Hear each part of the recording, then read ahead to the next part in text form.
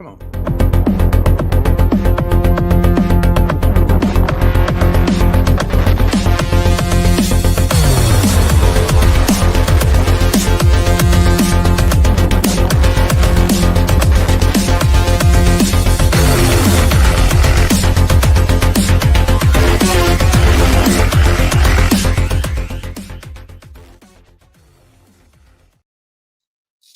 What's shaking YouTubenites? Welcome to the Cover Price Daily Shakers. That's right. Well, actually, not the Daily Shaker. It's the Shaker Show for August 14. I'm already excited for the Daily Shakers at the end of the show, but lots of excitement because, as you could see, we've got a fresh face here. That's right.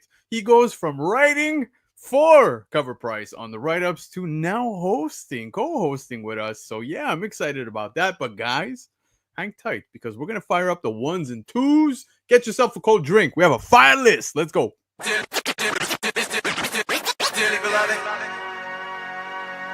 are gathered here today to get through the friendly world. Step on, dropping on the floor.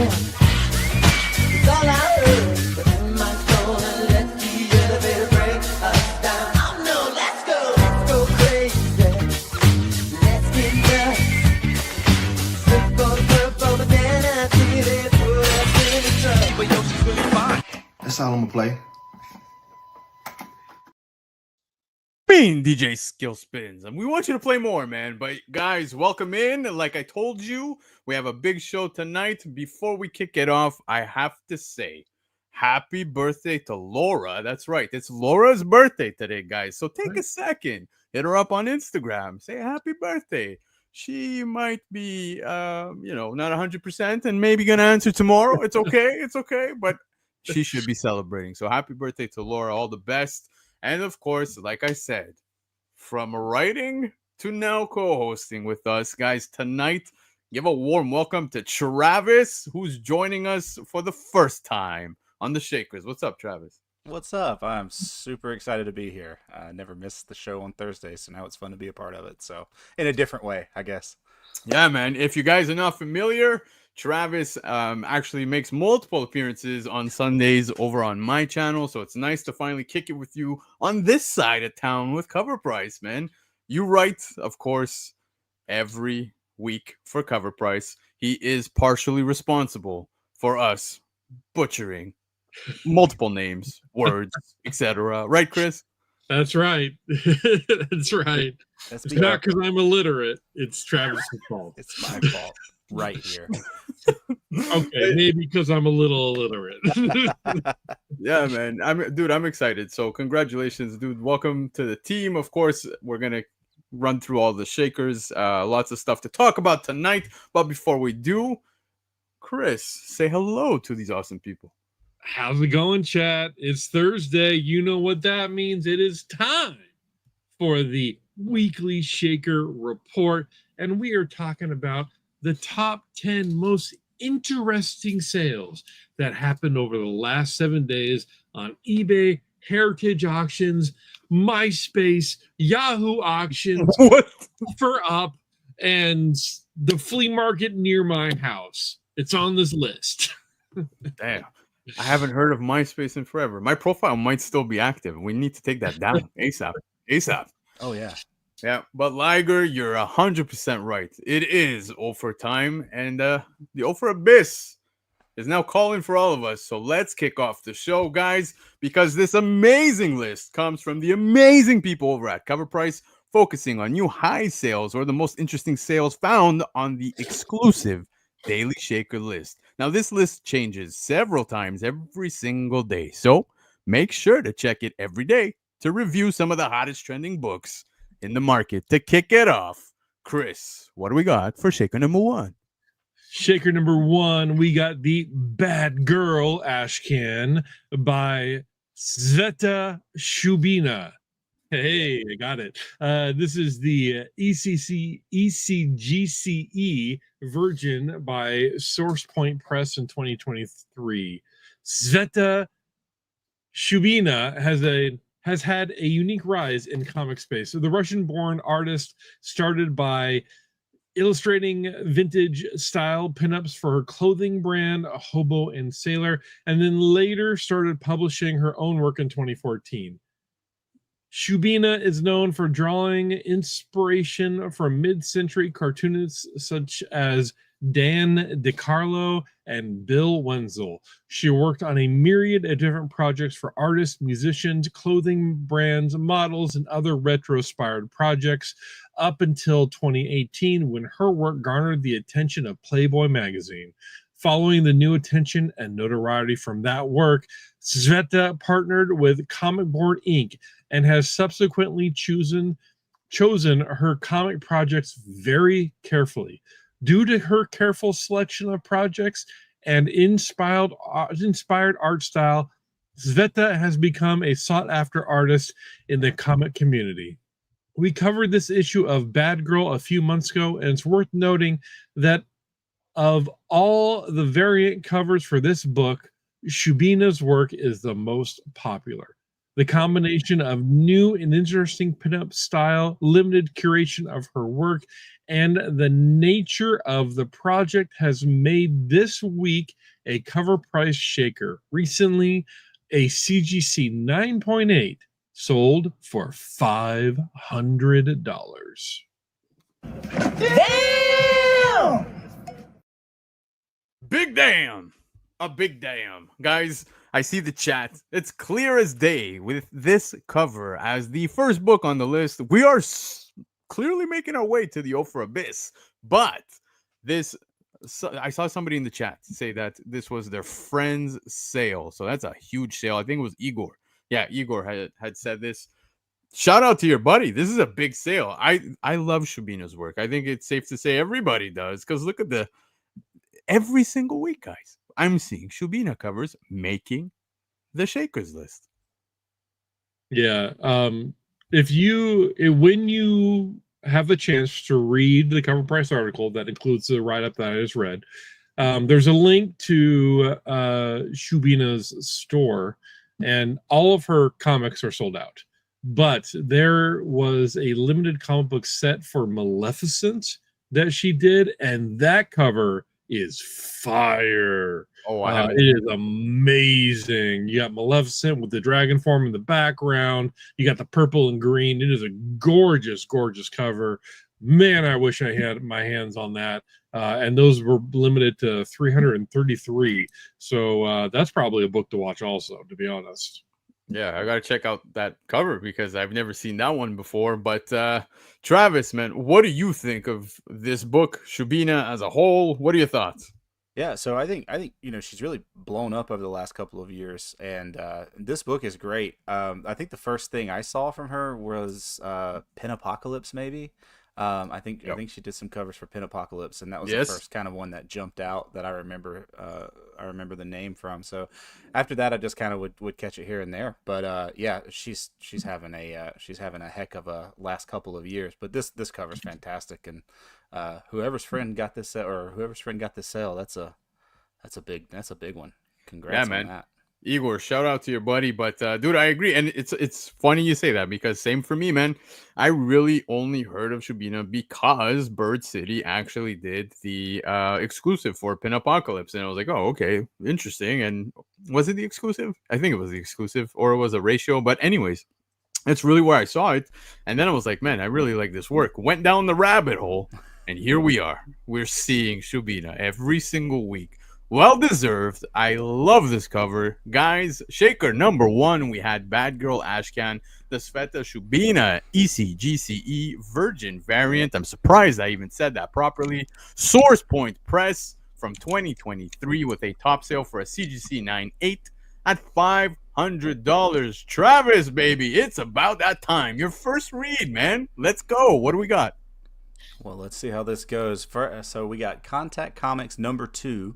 Aviation Press 1944.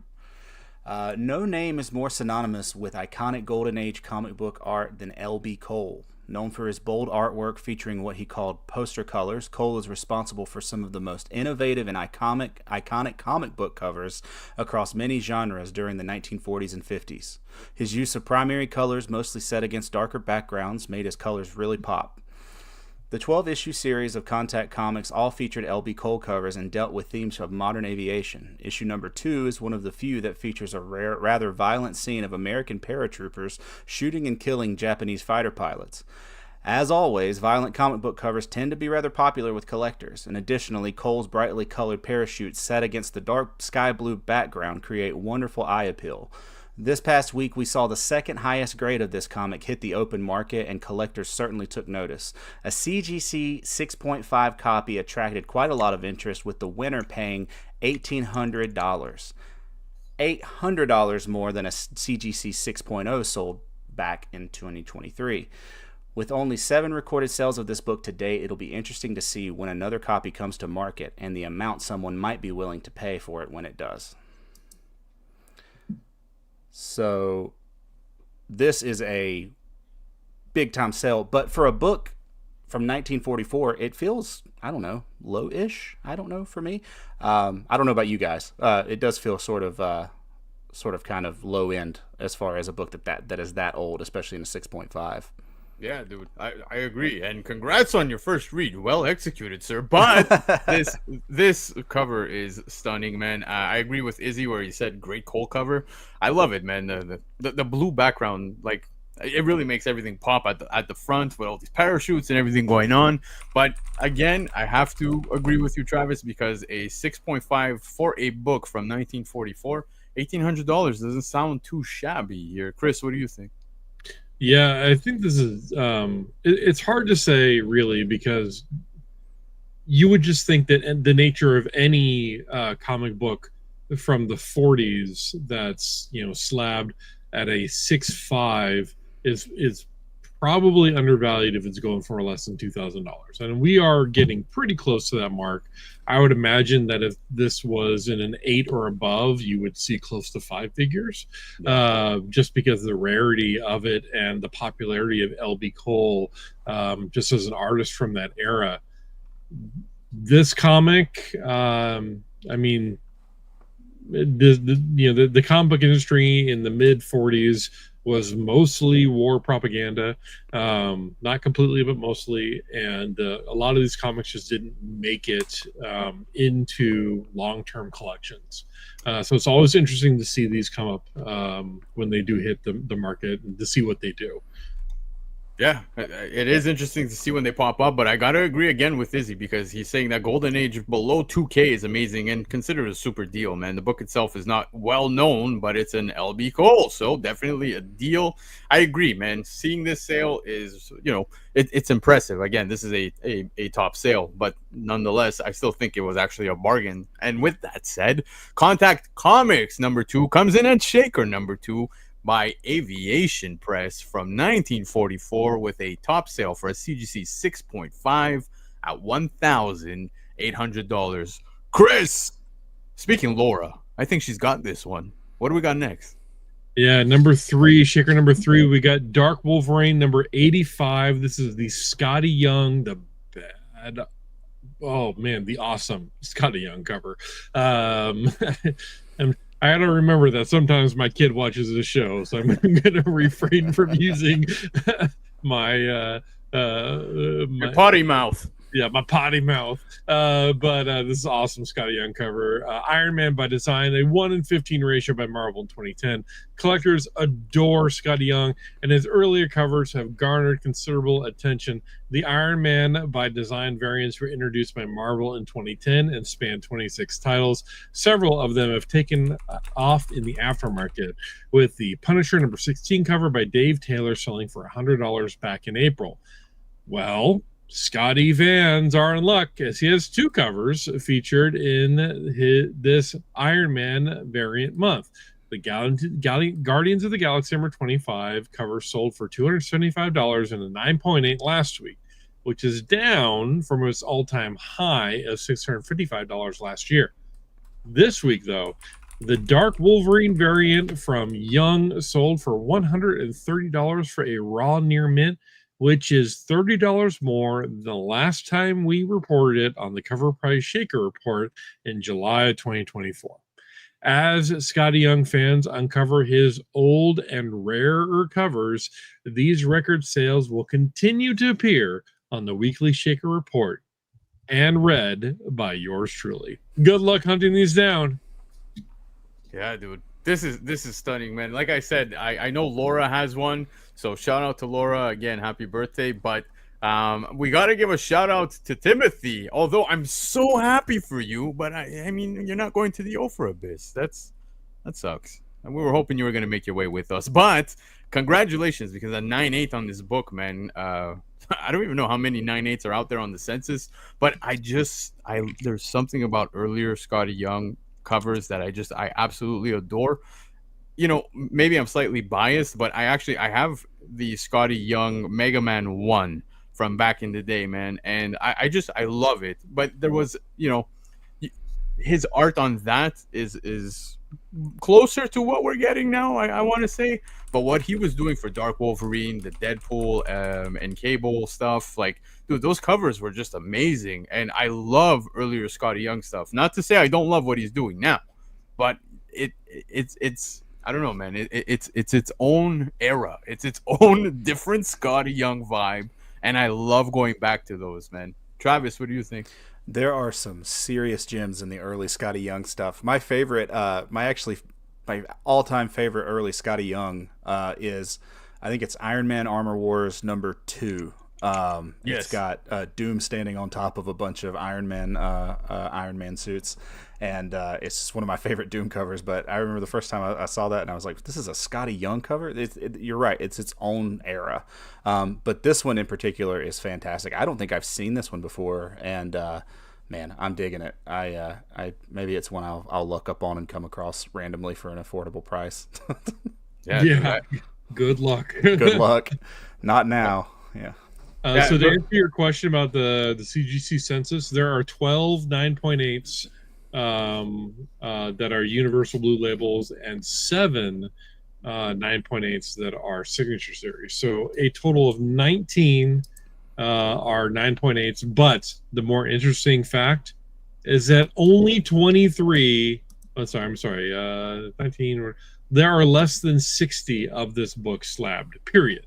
Under CGC. Wow.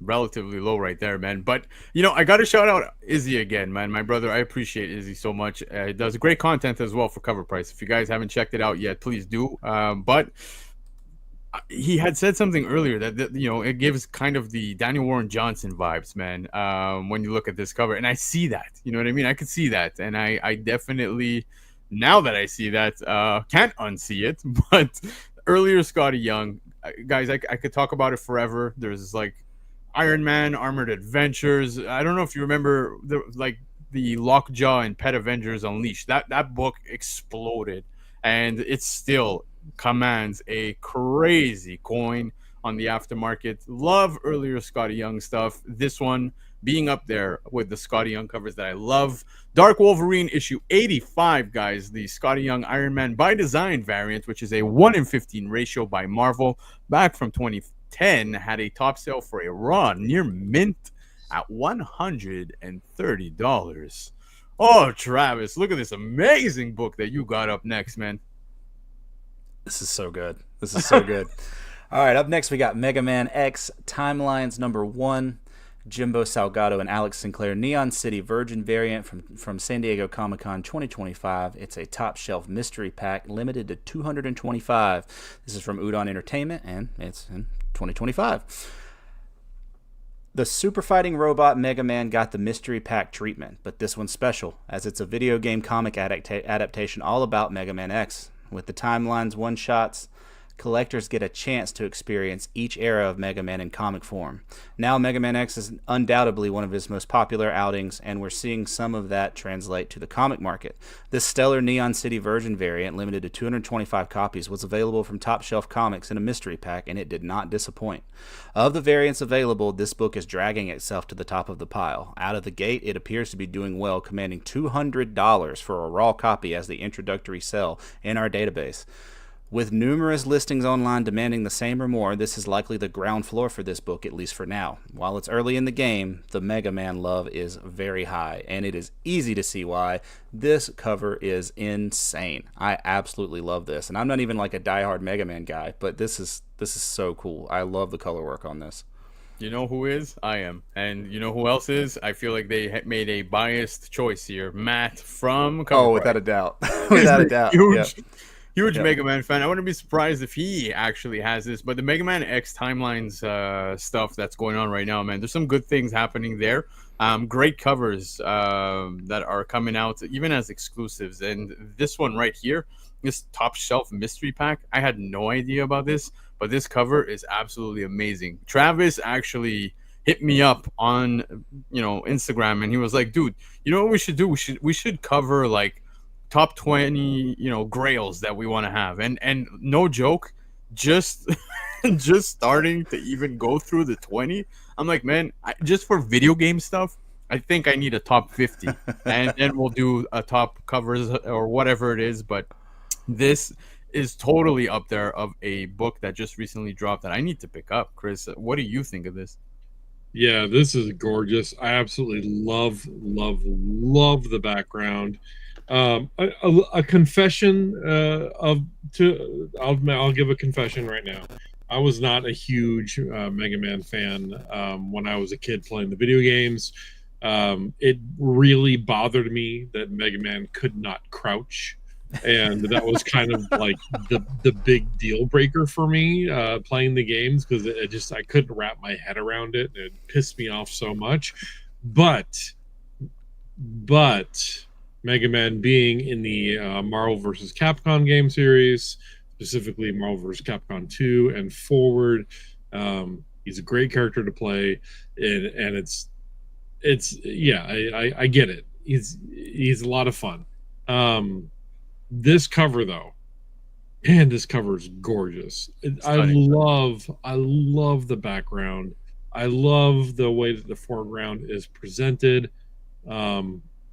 This is something else. It says top shelf mystery pack. This cover is top shelf right here. That's what it is. Absolutely top shelf. Yep, top cheese, baby. But I agree with you on all points. But I mean, Mega Man didn't crouch. He could slide. Yeah, not until Mega Man X, and that was just like, ugh.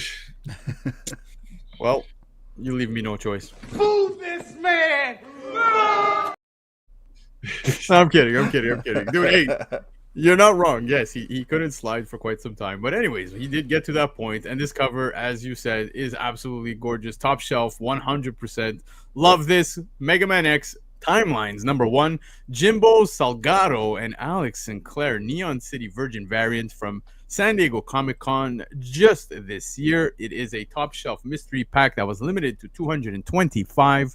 Udon Entertainment, top sale for a raw near mint, $200. Wild. Chris, what do we got next? Shaker #5. So before I give you this read, we are halfway through this list. If you have not already liked this video by hitting the thumbs up icon, hitting the bell icon so you know when Cover Price goes live, and subscribing to this channel, then please do that. It's a free gift that we give to you. The live crew here in the chat and those on the rewind, do yourself a favor, get more Cover Price in your life. Shaker #5, we got the Mystico Gray Full. #2, this is the Dave Stevens cover, A&W Publishers in 1975. Last month, we discussed Creighton Claim's first cover artwork for Shadow Man #15, selling for $163 for a raw, fine copy. This week sees the reentry of one of 2024's hottest artists, Dave Stevens, to the Weekly Shakers list with his first cover art for Mystic Comics #2, a fanzine that included an interview with Jack Kirby and the back cover featuring art by Neil Adams. A raw near mint sold for $600, decimating the previous all-time high of $455 when a graded 7.5 sold in May of 2024. with only 35 copies of this gem on the CGC census and only 2 9.8s. This is a very rare fanzine to come across in the wild. As collectors search far and wide for these obscure magazines and comic books that contain artists first,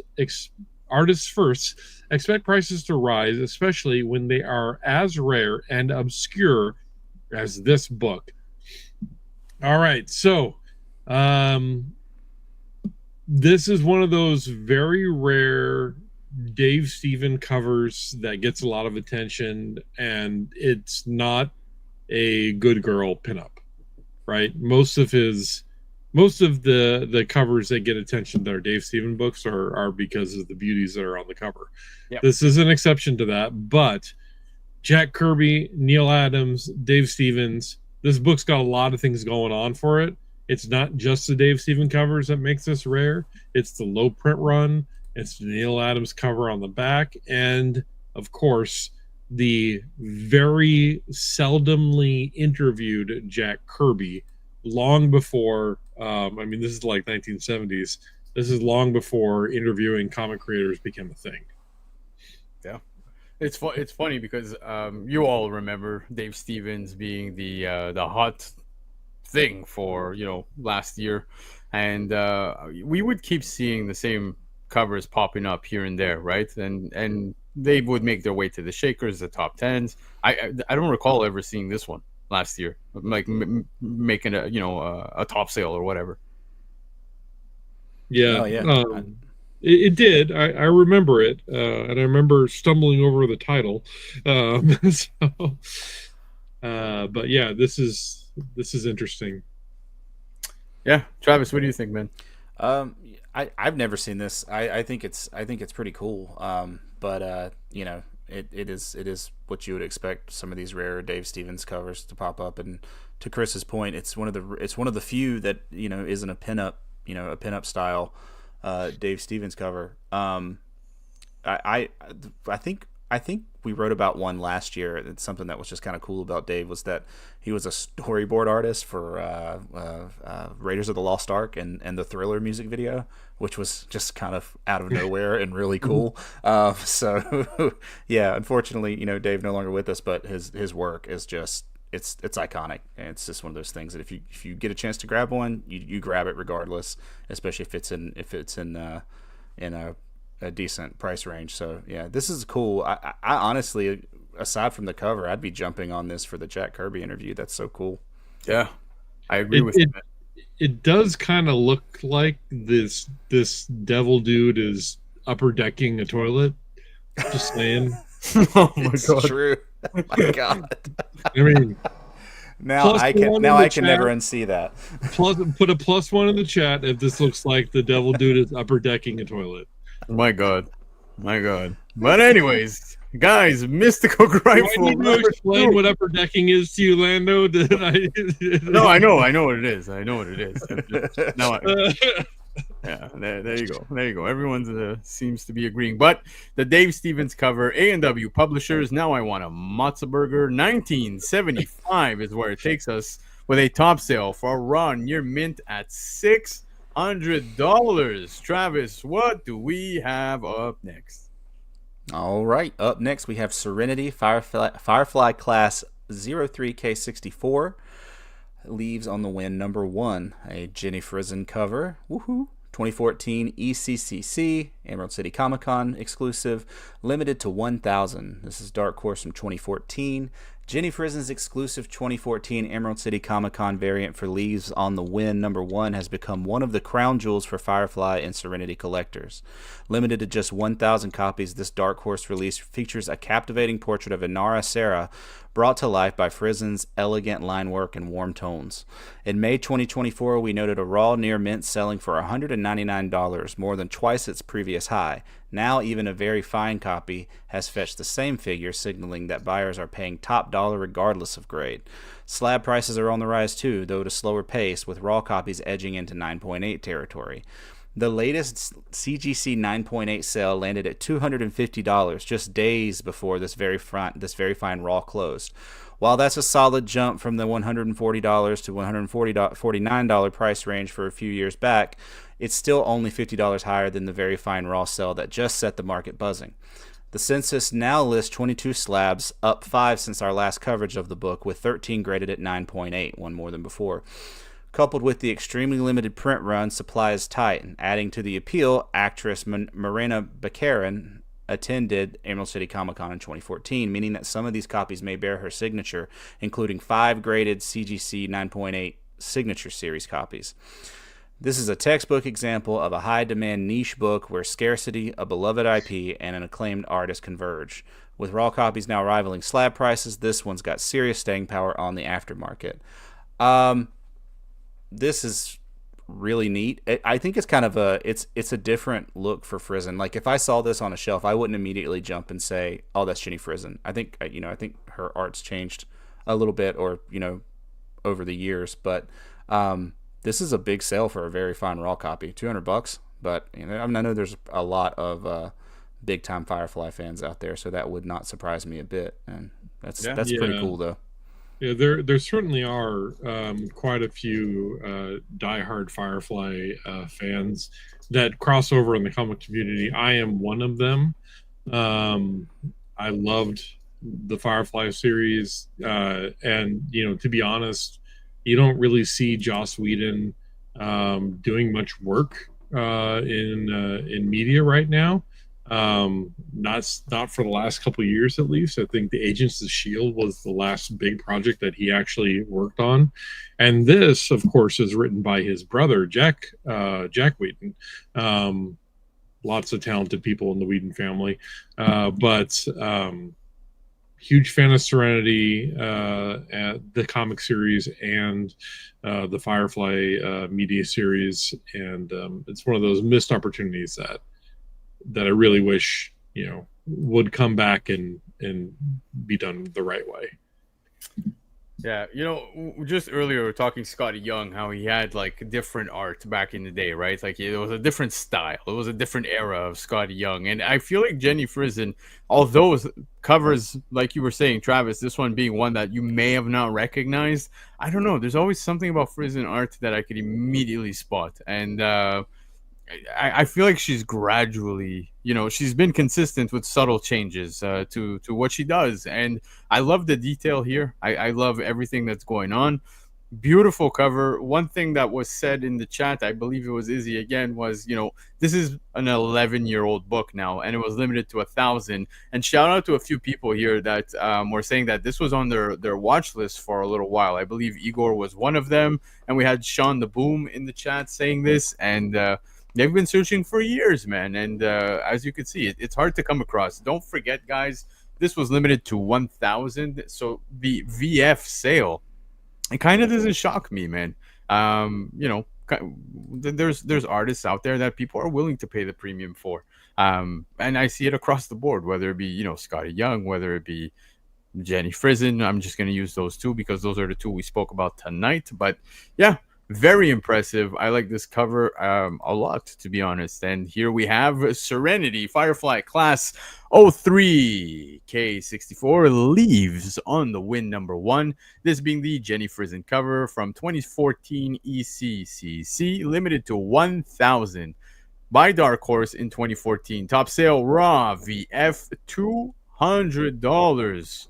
Chris, show us what we got next. Well, first, before I do the read, you can hardly see them nipples. So happy you got that out of our system because I was looking for it. So thank you. This is a Bruce Timm cover. We have Shudder Stories number 8, the Bruce Timm cover by Necronomicon Press in 1988. And I got a sneeze coming on, so let me try to struggle my way through this. I can feel it building up.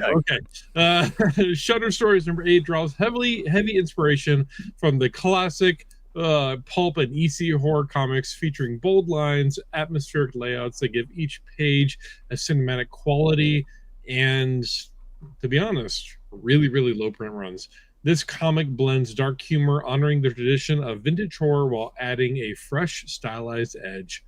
Released in 1988 by Necronomicon Press, a publisher best known for its focus on Lovecraftian literature. The issue offers a rare glimpse into the underground comic scene of the 1980s. With a limited product print run and the independent origins, this copy emerged as a very rare Bruce Timm cover, which has certainly raised some eyebrows. I'm sure that's not the only thing that was raised. No, that's for sure. Recently selling for an all-time high of $229 in a raw copy. This may be a sought-after collector's item among horror, alternative, and Bruce Timm enthusiasts. Okay, I'll say it once, I say it again. The first comic Bruce Timm work was a Masters of the Universe mini comic that was packaged with the He-Man toys, and you can still get that for less than $20. Get it while you can, guys. Bruce Timm, his stuff sells more and more. We see Bruce Timm at the same frequency as Jenny Frison and Dave Stevens on this list. Yep. So, read the tea leaves, as TiVo used to say. Yeah. I know someone who definitely loves Bruce Timm, and he's joining us tonight. That's right. Travis, talk to me. Oh yeah, absolutely. I am the Batman animated series generation. That was Same. what I spent all of my childhood watching over and over and over and over again. So yeah, a special place in my heart for Bruce Timm. I keep telling myself I need to start collecting more Bruce Timm, and then these sales keep happening, and I keep telling myself, well, we'll get them next year or the year after. But this is cool. I haven't seen this one before, but Chris, you mentioned it. These low print runs, it's just like a perfect recipe, especially with as popular as he is. So this is really, really, really a cool book. So yeah, anytime you can get your hands on something with Bruce Timm's work on it, it's worth a shot. Yeah. Yep. So go ahead. No, it's all you. Go. I wanted to pull it up so that I could get accurate and timely information. Okay, so apparently I've been saying this loud enough that people are starting to listen. The Masters of the Universe He-Man and the Power Sword mini comic from 1982, which is the first Bruce Timm published work, now has a sale price average of $85 with $1,800 for a 9.6. So you guys are listening and you're catching on, and I appreciate that. And there you go. The Bruce Timm rabbit hole of amazing comics and stuff that he's put out, dude. Travis, you just finished saying that you keep telling yourself like you need to pick up some more Bruce Timm stuff. I think you might be surprised when you check your collection. You might have more Bruce Timm than you probably even know of, because Bruce Timm stuff, dude, he's touched so many amazing titles, did so many amazing covers, and yeah, dude, Bruce Timm on just this cover alone, it's stunning. I love it. There's something about his style from back in this point in time, in the late 80s. It was just amazing. Great cover. Love the headlights on here. There's so much going on, and Highlights. Oh, headlights. Got you. Headlights, yes, absolutely, the headlights. But just like you, man, I grew up on the Batman animated stuff, so nice to see a Bruce Timm cover here with Shudder Stories, issue number 8. Of course, like I said, a Bruce Timm cover. Necronomicon. Yeah, I got it right. Okay, Necronomicon. Whatever. Anyways, press 1988. Top sale. Raw $229. All right. Let's shift it back to you, sir. What do we got up next? All right, next one we got Static #1 preview from DC in 1993. The Dakotaverse, an entire universe and publishing imprint, debuted from DC Comics in 1993. Created, written, and drawn by African-American creators Dennis Cohen, Dwayne McDuffie, Christopher Priest, Michael Davis, and Derek T. Dingle. The universe featured characters such as Static, Hardware, Icon, Blood Syndicate, and Shadow Cabinet. The publication ran until 1997 when Milestone ultimately closed its doors. Milestone and DC were ultimately merged in the pages of 2010's Milestone Forever, and since then there were various one-shots and specials. But Milestone officially returned in 2020, and the characters have been featured across various DC titles. The most popular of the entire Milestone line, Static, has always been a fan favorite. From his cartoon series to the rumors of Static popping up in the new DC universe, Static has been the most recognizable of the Milestone characters. Static's first appearance experienced aftermarket growth some years back and continues to be a solid book to pick up for $10 to $20. The book we are featuring today, though, is the preview edition of issue 1. And this past week, this book set a new all-time high with a sale of $229 for a fine, very fine copy. This book is one to keep an eye on, as they do not pop up for sale that often. Maybe this new large sale will bring a few more copies out of hiding, though. Yeah, dude. I love seeing this. I love Static, man. I feel like Static, not that it gets overlooked, but I feel like there's a fan base for it. You know what I mean? And it Definitely. It seems smaller than it should be. Correct me if I'm wrong. Do you feel that way? Yeah, absolutely. I mean, the show was super popular. I mean, at least I remember it being popular. Maybe it was just, member berries. Maybe I just really liked it and just assumed everybody else did. But I always loved the show, and then was always kind of surprised how they didn't squeeze more out of that IP. So I would not be surprised to see them do something with Static in the future. But yeah, this is cool. And honestly, if you're like a big time Static fan, it is an all time high. It's $229, but a preview one issue for display only like this is kind of a cool thing to have. I don't know that that's. I don't know that that's a crazy number for me. It might be. I don't know. It's up there. It's up there. Yeah, definitely Static is pre-Miles Morales, man. And you know what? It's a great comparison because I really do enjoy Static. I loved Static as a character. I know some people might think I'm weird, but Icon too. But like I said, I feel like it's kind of the fan base is smaller than it should be. You know what I mean? I feel like there's not enough people that are aware of Static, and if you have not read anything Static, I highly encourage everybody who has not, definitely pick it up, man. Give it a read. There's many options to do so. You don't got to look for this preview, that's for sure, because you're gonna pay a premium. But definitely check them out, man. I loved it, and definitely check out the show, like Travis was just talking about. Chris, have you read Static? Are you a fan? Yeah, I was. I remember watching the show on Friday after school, shortly after. It had to be after the Batman Superman hour, and then Animaniacs. It was right around that same time. But yeah, Static was entertaining as a show when I was a kid. Well, I was a teenager, but the comic is pretty good. I have the first couple issues, and the Milestone books weren't great, but Static definitely stood out in my opinion, and it's a good character with a pretty decent following, and it's really kind of just a matter of time. James Gunn likes to tap into these underappreciated character bases. I mean, look what he did with Guardians of the Galaxy. There's opportunity here, and I think this is a book to keep an eye on.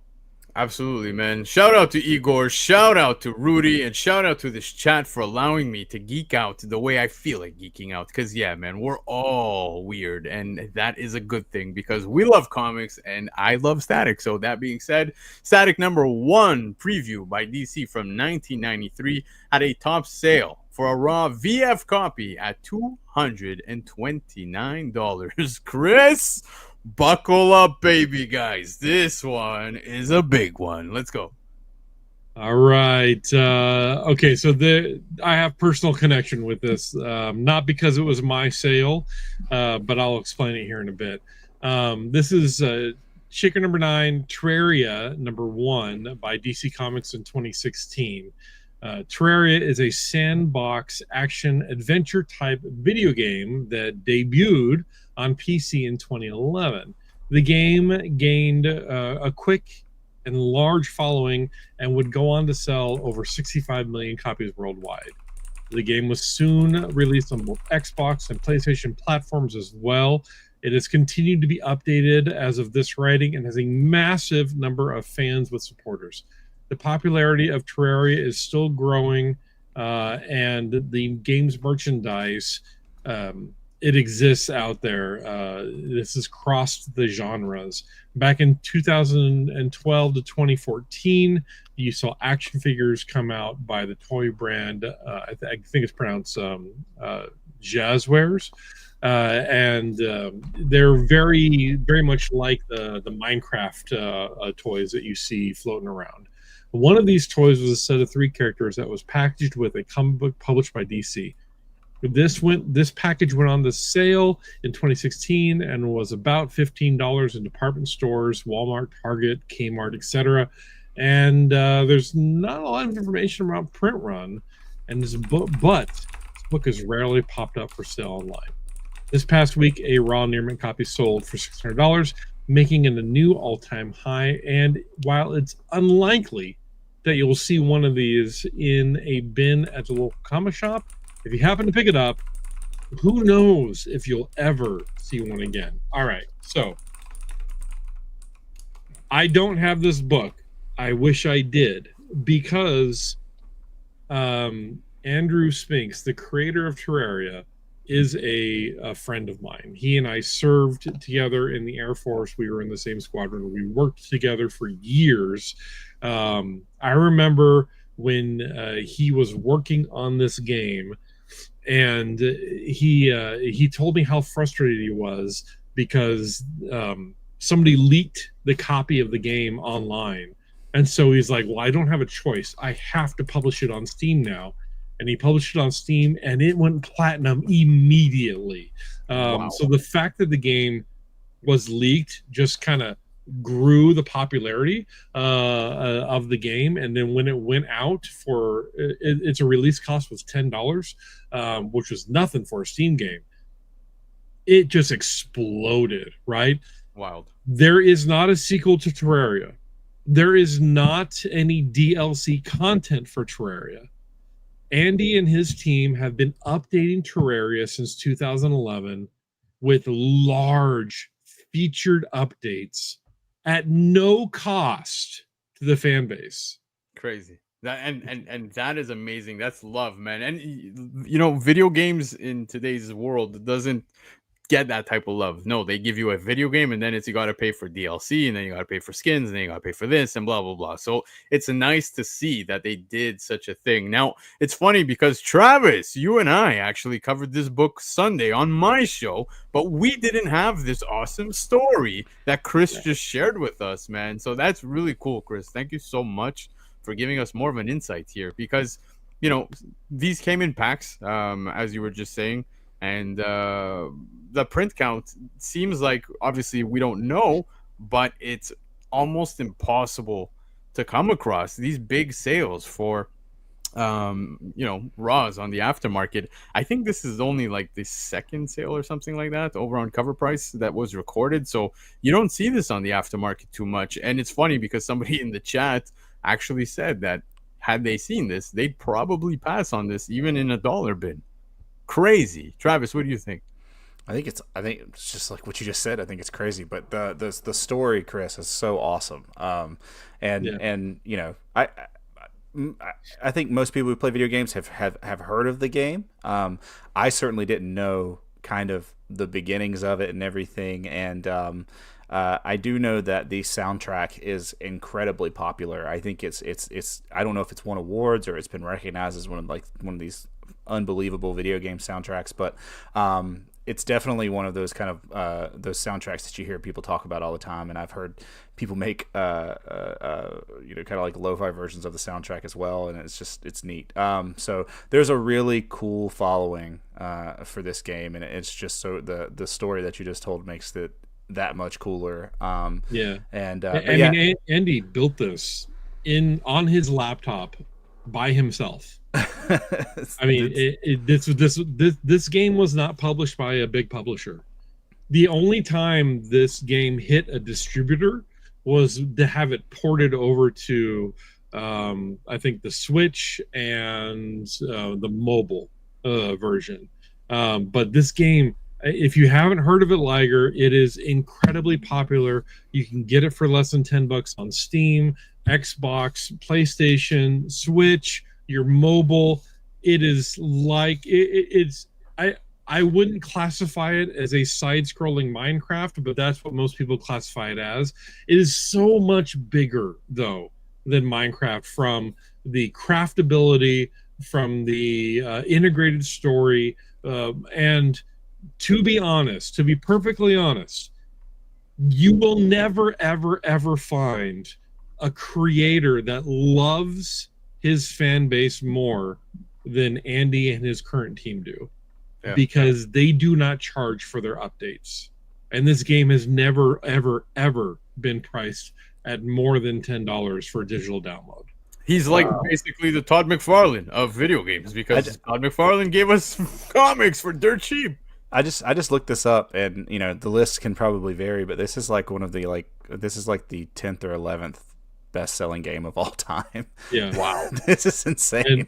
I still have a few extra Steam keys left, so Travis and Lando, if either of you don't have this game on your computer, you don't need a heavy, powerful computer to play it. I don't. You will be lost in pixel abyss for hours and hours and hours, and your kids will come to you and complain that they haven't been fed in days because of how fun this game is. I will hook you up with a key after the show. Just remind me. Nice. Thank you. I appreciate that. I will also buy the game on one of my consoles, because for $10, why not? It's not like I'm going to be able to afford the comic book, because, guys, Terraria #1 by DC from 2016 had a top sale for a record high run. Near mint $600. All right, guys. Hang tight. We're about to bring you the last book on the list, but immediately after that, we're going to go through some of the daily shakers. Chris is going to steer the wheel for us over on that one, but it's the final book on the list. The man who wrote the write-up is going to read it, and it is the breast cover of the night. What do we got? Is it? Even with the Bruce Timm? How did that how did it happen that I ended up with this? Yeah, Shaker number 10, last one for the night. Wonder Woman Black and Gold #1, the Warren, I'm going to say low, I don't know if that's correct, or Lou variant, minimal variant from DC in 2021. With the wave of variants that hit the market each Wednesday, the term cover buy has never been truer than it is in this era of comic books. Even with such a high influx of covers for each new release, some covers truly stand out above the rest. This week, a variant cover that truly falls into that category once again hit an all-time high. Wonder Woman Black and Gold #1 was sold on the aftermarket for $500 for a CGC 9.8. This minimal trade dress, KRS Black Flag Comics exclusive, was limited to 1,500 copies and has changed hands quite a bit since its initial drop in 2021. Even with the limited print run, the book has 228 graded 9.8s on the CGC census at the time of this writing, meaning that the high-grade copies are certainly out there. Even with all that, the jump from its previous all-time high is marginal, only up about $50, but it's extremely easy to see what the appeal of this variant is. Warren Lou's art. Marking his first Wonder Woman cover art for DC, he set out to create what he called the most beautiful cover of Diana that he could, seeking to capture the character experiencing a profound moment. And I think I can speak for everybody here in saying that mission accomplished, Warren. You did it. You killed it. Absolutely. This is an unbelievable book. There's a full trade dress variant for this, with not the minimal style, that was, I think, limited to 3,000. Much easier to get a hold of, much less expensive. But yeah, this book just is a high dollar book, but it's easy to see why. It's an amazing cover. Yeah, Igor's telling me to hit the button. I missed out on which button I should have hit, so I apologize. Just tell me in the chat. I'll definitely hit it if it is regarding Travis in any way. But yeah, dude, this is an amazing, amazing cover. Stunning. I saw a lot of people going crazy for this when it dropped back in 2021, and it's absolutely stunning, dude. The gold pops. It's just so good. So good. Chris, what do you think? Well, And my dad, forget about it. Swing, swing, swing, swing. Oh yeah. Oh yeah. Swinging away. gorgeous cover, gorgeous work. This is just, it's beautiful. It really is, and there's no other way to put it. This, and it's expensive and popular because of how beautiful it is. This is a very classic representation of the art covering the interest or carrying the interest. So yeah, this is good stuff here. Yeah, I love it. It's a beautiful cover. For the final shaker tonight, Wonder Woman Black and Gold #1, the Warren Liu minimal variant by DC from 2021 with a top sale for a CGC 9.8 at $500. The Ophir Abyss has summoned, I want to say, like 96% of us who tuned in. Shout out to everybody who was watching, but hang tight. Chris is about to take us away into the daily shakers over on the Cover Price website. So let's kick it off, Chris. What's shaking right now as we speak, as we're live? Show me. All right. So for our list, we just read you, was brought to you by the fine folks at Cover Price. They scrub all of the platforms happening that have sales on a live basis. They grab that data and they put it into their calculators and calculate what is shaking, what's moving, what's rare, and all those things, and they capture that here in the Daily Shaker Report. So this list is brought to you by the sales that happen in the aftermarket, and it is updated multiple times a day. So here, as you can see, the usual suspects. Although this is the first appearance of Thor, Dr. Donald Blake, and the Origin. This is not one that we see often. Yeah. On the top 5, even the top 10, I would say. But it is a rare book, so that's likely why it's just not seen very often. And Hulk 181 first tells us of suspense featuring Iron Man, the Fantastic Four, and then those are all really popular books that change hands on a frequent basis. But the first Thor, not so much. And then we have this. This is the first appearance of the new team in the title, featuring Colossus, Nightcrawler, Storm, Thunderbird, and the third appearance of Wolverine. And here you see a 9.6 from 1976, fetching $6,000. Not too shabby. Not too shabby. This is for the very first Werewolf by Night. You know what? This is something that happens every late summer and fall. You see a bunch of Halloween correlated books start to pop up in value, and this is no exception. First Werewolf by Night. Obviously, we're going to get another MCU Disney Plus feature for Halloween, so this is probably picked up in preparation for that. But also a 9.6 from 1972. Okay, I'm emphasizing here because you're going to start seeing a trend the more you look at the Shaker Report. Over here, we see the first appearance of Blade. Obviously, Blade has some attention thanks to the Deadpool movie that recently came out. Well, recently last year. But also, there's talks that Blade may appear in the upcoming Deadpool 4 movie that's currently in pre-production. But once again, a 9.4 from 1973. And then, of course, we have The Walking Dead, which is a very popular comic that this does appear on the list quite often. Chris, I'm rather shocked because I don't know if these guys are trolling in the chat, but a lot of these people saying that they have some of these books. Now you're making it to the Ophir Abyss during the 10 shakers, but here you are with these huge keys. I can understand why you're not picking up the other books, man. Look at that. It's crazy. You got 3 books in this row. Don't lie to me. I'm having key envy right now. Proof. Now, obviously, we have Star Wars, we have the first Punisher, Punisher is getting some attention right now because of the Daredevil show. Then you have the first Avengers. This is the first Doctor Strange over here. Keep scrolling down. Here's something that's interesting that this does not pop up very often. This is a 1942 10-cent Green Lantern, very fine, sold for $2,250. Look at that right there. Wow. Look at that book. You know what? I don't know what it is, but I really like the black and white Green Lantern here in the background. Yeah. And kind of like we talked about with the book on the Shaker Report, 1940s. That's war propaganda time. You can look at the Green Lantern comics during this time, and a lot of them are war related. Yeah, I like what you said, Trek Wars, 100%, dude.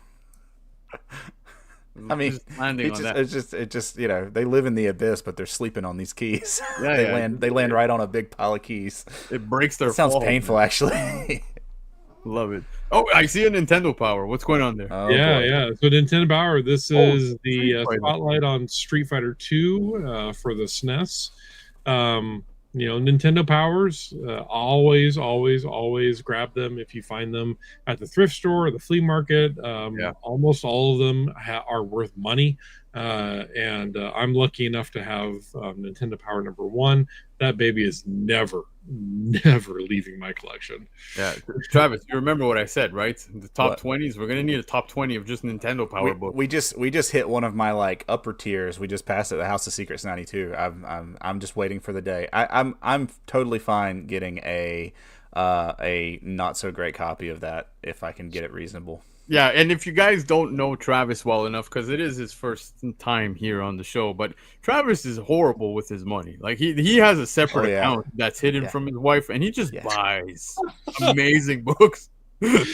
You're gonna get him in trouble. What are you doing, man? It's a steady flow of mistakes. No. I've built up enough. Something's killing the children. For her collection that I've warranted myself a little bit of a key buying here and there. There you go. You got a bit of slack there.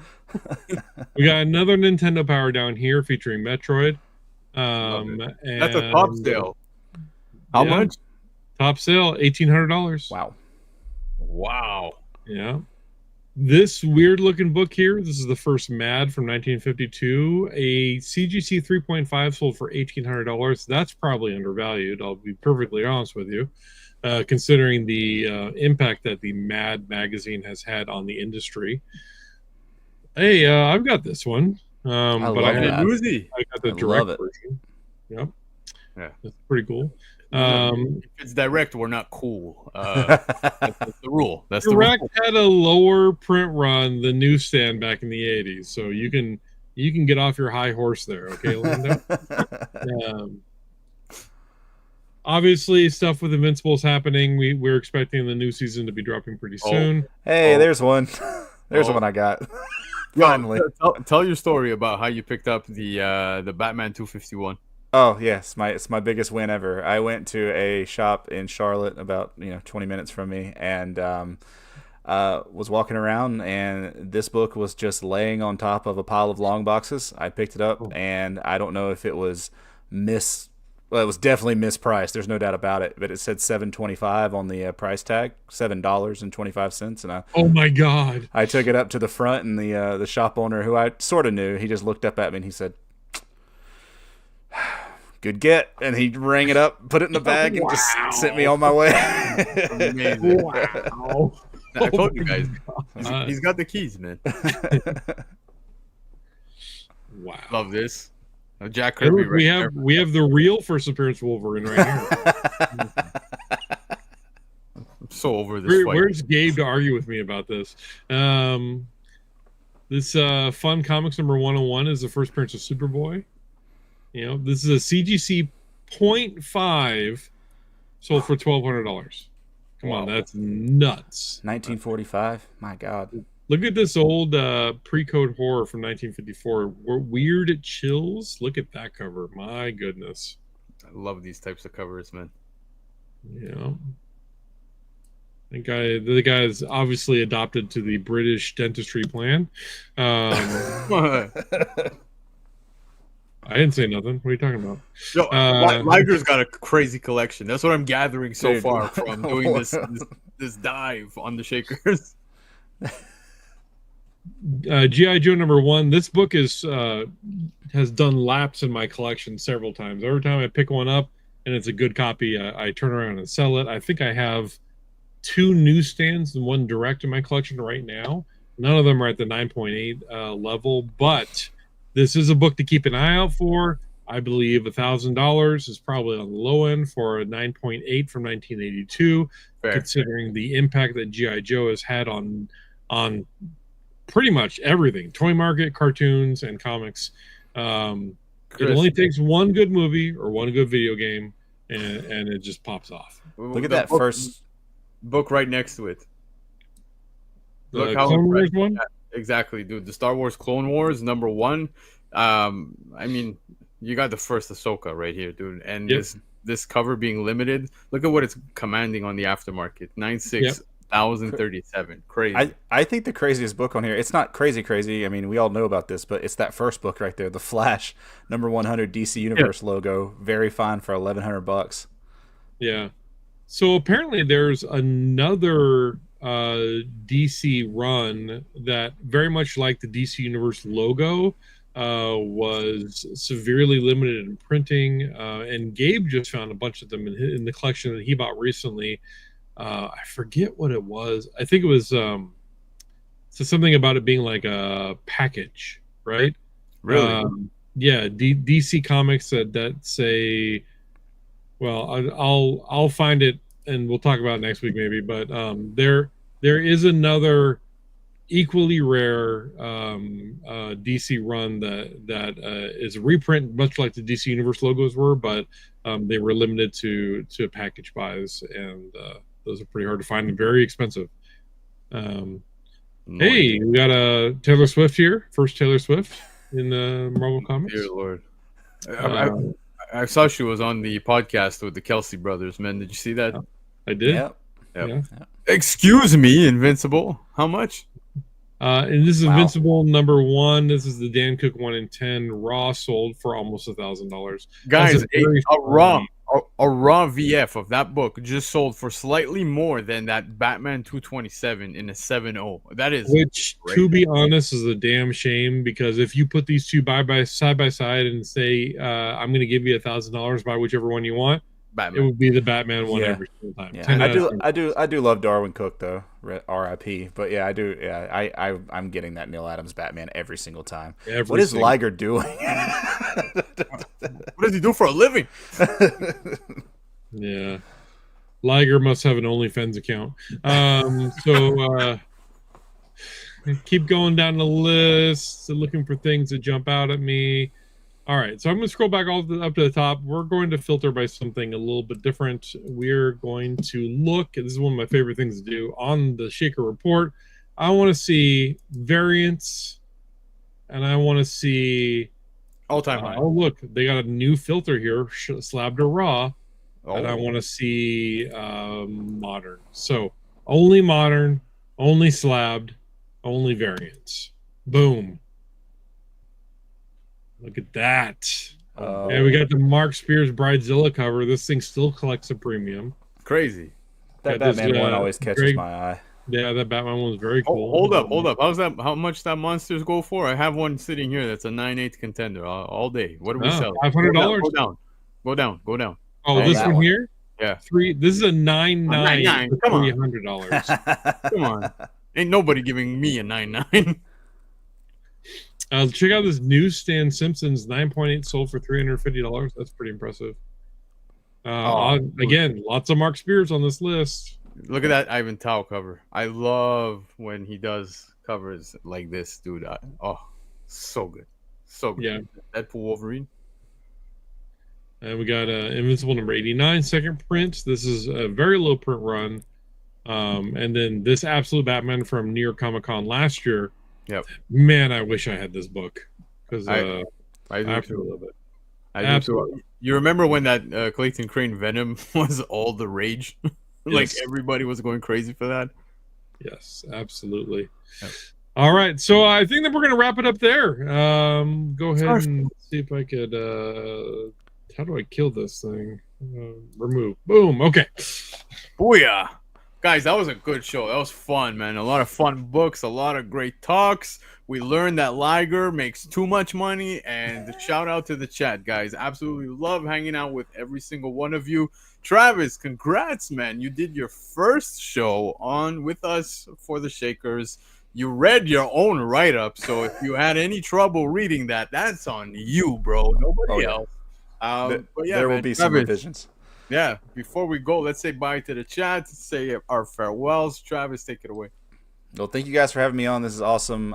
This is pretty cool. I did not think about the live reads until about 20 minutes before the show, and I was like, man, I got to do live reads, don't I? Yeah. Oh Lord. No, but yeah, no, this has been a lot of fun, and yeah, just had a great time. So shout out to y'all. I appreciate it, and the awesome chat that's here every week. So thanks everybody. Hell yeah, man. Appreciate you, dude. You did amazing. So thank you so much for being here. Sundays, he's a different animal. I just want to put that out there. But anyways, Chris. So I had to go back into Instagram, my conversation with Gabe, to see exactly what I was talking about. It's the DC Comics that say combo pack on them, and yeah, those are the ones that are very, very rare, and they're not that old. Those were like the New 52 when they would come out with the digital copies and different covers, right? Yes. New 52 digital copies. If it says combo pack in a little red box or a black box underneath the number of the comic and the price, that is a rare book. Grab it. You will never know unless you're looking for it. So there you guys go. You know to look for that now. Combo pack. I remember when those came out, I would pick them up and say, "Oh, this is stupid. I want the regular one." Now, of course, that's how it always happens. But as always, love being on the show. Love hanging out with Lando and Travis. You're my new best friend, co-wrestling buddy. So very cool stuff, and I'm happy to be here always. Hell yeah, and so am I. I had a great time hanging out with you guys. Chat. Always a pleasure, always a blast. Those of you catching the replay, don't forget, comment, hit the like, show us some love. Let us know what you guys thought of the books we spoke about tonight, and hit subscribe if it's your first time being here.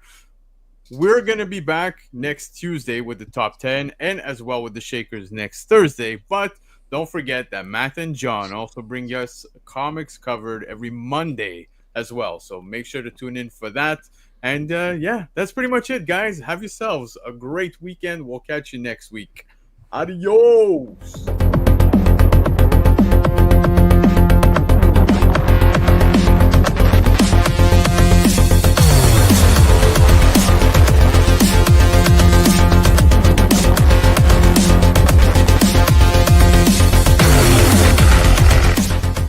For the entire crew, this is Tebow saying keep digging in them long boxes. Peace out.